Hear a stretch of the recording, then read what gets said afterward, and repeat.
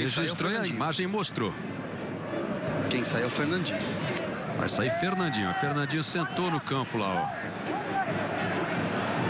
Recebeu o Cícero. O Fernandinho deitou. E o árbitro não quer conversa não, hein? Mandou o Fernandinho levantar, não autorizou a mudança.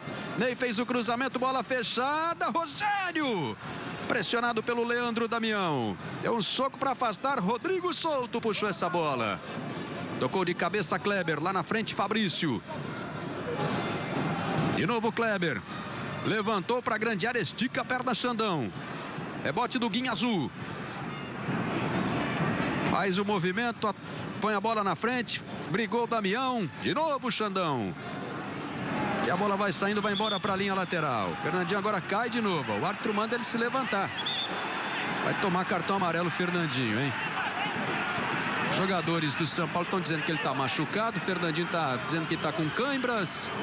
E o árbitro percebeu, né, que Fernandinho, quando ia ser substituído, sentou no chão. O Rogério vem lá, ó. Mais experiente. Para livrar o Fernandinho de um cartão amarelo, hein? Tá aí o Fernandinho, ó, vai deixando o gramado. Se ele demorar muito para sair, ele vai ser advertido, hein, ó. O árbitro vem correndo aqui atrás do Fernandinho. Ficou barato pro Fernandinho, hein, Batista? Você viu que ele disse que estava machucado e saiu correndinho, rapidinho, para não tomar o amarelo. Mas se ele tomou aquela atitude... Vai lá. Vamos acompanhar esse ataque do Internacional. Ficou no chão, Elton. Falta pro Inter. Eu ia dizer que se ele tomou aquela atitude de correr no último momento, realmente ele se livrou do cartão amarelo, né? Porque o juiz já vinha em direção a ele, aqui, fazendo, aliás, aquilo que você mesmo tinha falado, que ele tinha se livrado do cartão amarelo quando estava sentado. Rogério Ceni tirou ele do bolo.